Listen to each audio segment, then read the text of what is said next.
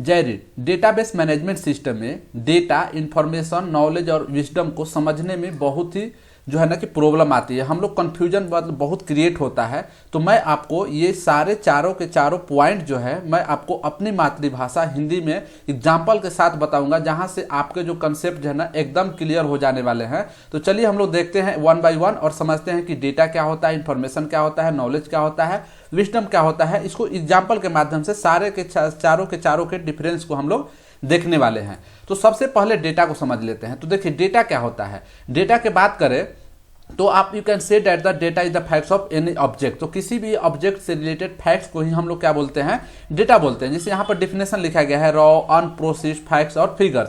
तो अनप्रोसेस्ड का मतलब क्या होता है कि कुछ भी डेटा हमारे पास रखा हो गया है, जैसे कि एक मान लीजिए कलम हुआ, ठीक है, तो पेन भी क्या है, एक डेटा है, बुक भी एक डेटा है। कोई नंबर ले लीजिए, मान लीजिए 3 ले लीजिए, 6 ले लीजिए, 12 ले लीजिए, कुछ भी एक क्या है नंबर है, 3.6 लीजिए, सारे के सारे क्या है नंबर जो है एक डेटा है। या बात करें तो हम लोग वर्ड में तो एप्पल ले ले, जैसे कि यहाँ पर लिखा गया है, तो ये सारे के सारे क्या है हमारे एक डेटा है। तो डेटा क्या होता है, रॉ होता है, अनप्रोसेस्ड होता है। अब अगला जो पॉइंट है ना, इंफॉर्मेशन, यहाँ से जो है ना कि कंफ्यूजन को मैं आप लोग को दूर करूंगा, जो है ना कि कंफ्यूजन होता है डेटाबेस के मैनेजमेंट सिस्टम के टॉपिक को समझने के लिए।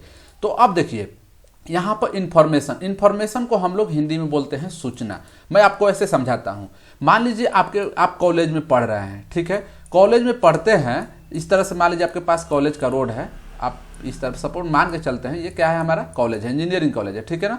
तो इस कॉलेज में आप पढ़ाई कर रहे हैं, तो आपको क्या होता है, सूचना जारी किया जाता है। सूचना क्या जारी किया जाता है कि आपका एग्जाम इस दिन से होने वाला है, ये सूचना मिल गया। इसके बाद की सूचना जारी किया गया कि इस डेट के बीच से इस डेट के बीच में आप अपना एग्जाम फीस जो है ना पे कर दीजिए। तो एक सूचना जारी किया जाता है। अब ये सूचना जारी कैसे होता है उसी चीज को मैं समझाने वाला हूं।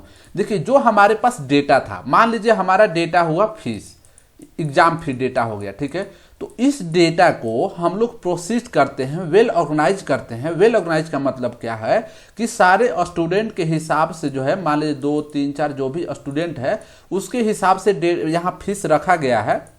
मान लीजिए 75K है, 1 लाख है, कुछ भी है। तो ये डेटा को यहाँ पे ऑर्गेनाइज करके एक प्रोसीजर के माध्यम से हमें सूचना जारी किया जाता है कि आप अपना फीस जो है ना कि पे कर दीजिए। इसी प्रकार से जो मैंने एग्जाम्पल दिया कि एग्जाम का, तो एग्जाम का भी डेट जो है ना कि मान लीजिए आपका एग्जाम 12/6/2023 से एग्जाम स्टार्ट होने वाला है। इस तरह से कुछ भी डेटा को क्या है एक ऑर्गेनाइज वे में, सही तरीके से उसी डेटा को ऑर्गेनाइज वे में हम प्रोवाइड करते हैं।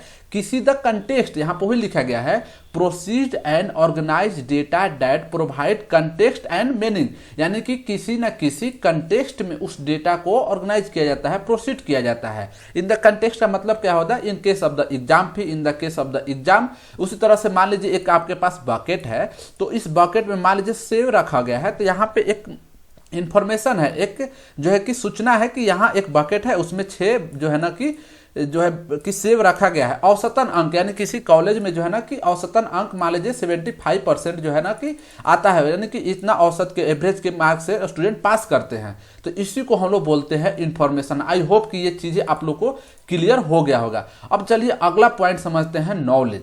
तो देखिए नॉलेज के बारे में हम लोग बहुत सुने हैं, ज्ञान।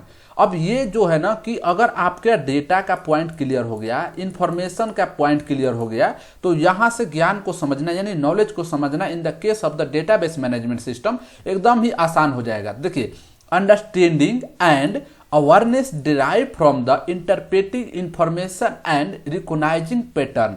अब इसका मतलब क्या हुआ, इसको मैं अब समझाता हूं, तब आपको ये चीजें समझ में आ जाएगा।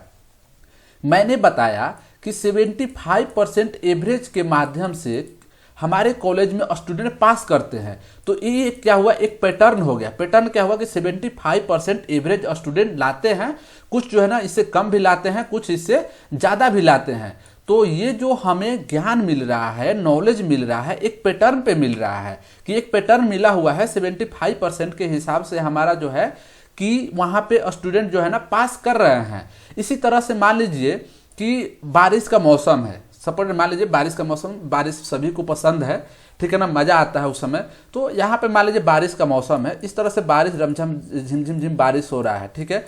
अब यहाँ पे ये दे दिया गया कि जो है कि औसतन बारिश हो रहा है कि तो अब औसतन बारिश एक नॉलेज दे दिया कि मान लीजिए 7.6 या कुछ भी, यहाँ पे औसतन बारिश के हिसाब से एक डेटा जो है ना रिलीज कर दिया गया। तो इस हिसाब से ये एक हमें नॉलेज मिला, ज्ञान मिला कि यहाँ पे एवरेज जो है ना कि इतने से रेनफॉल होता है, बारिश होता है। तो इस हिसाब से एक हमारा नॉलेज हो गया। अब यहाँ से नॉलेज को अगर आपने समझ गया, जैसे एग्जांपल में यहाँ पर दिया गया है कि यह जानना है कि एक टोकरी में 6 सेब है एक विशिष्ट मात्रा का सुझाव देता है। जैसे कि मैंने बताया इन्फॉर्मेशन की, हमारे पास इन्फॉर्मेशन है कि इस एक जो टोकरी है, एक पैकेट्स है, उसमें 6 एप्पल रखा गया है।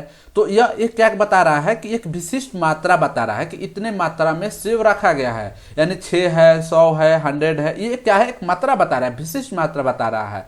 तो इस तरह से जो है ना कि उसी डेटा से अंडरस्टैंडिंग अवेयरनेस मिला हुआ है, जो हमें इंफॉर्मेशन था उसी के हिसाब से हम लोग जो है ना कि नॉलेज को समझ रहे हैं। अब देखिए इसी का तार जो है ना जुड़ा हुआ है हमारे विजडम से, किसी का किसी से तार जुड़ा रहता है कि इससे इसका कनेक्शन होता है, तो जो हम लोग रियल लाइफ में देखते हैं। ठीक है, तो इसी को हम लोग अब बात करते हैं डेटाबेस मैनेजमेंट सिस्टम में, कि जैसे कि मान लीजिए हमने बात किया कि हमारे कॉलेज में 75% एवरेज स्टूडेंट का पैटर्न है कि लोग पास करते हैं। हमारे मान लीजिए एरिया में एवरेज इतना औसतन बारिश होता है, तो इसके हिसाब से हम लोग क्या करते हैं, डिसीजन लेते हैं, कहे कि विवेकपूर्ण तरीका से इसे ज्ञान प्राप्त करते हैं कि अगर हमारे पास औसतन इतना बारिश हो रहा है तो इसके हिसाब से हमें कौन सा फसल उपयोग मतलब लगाना चाहिए।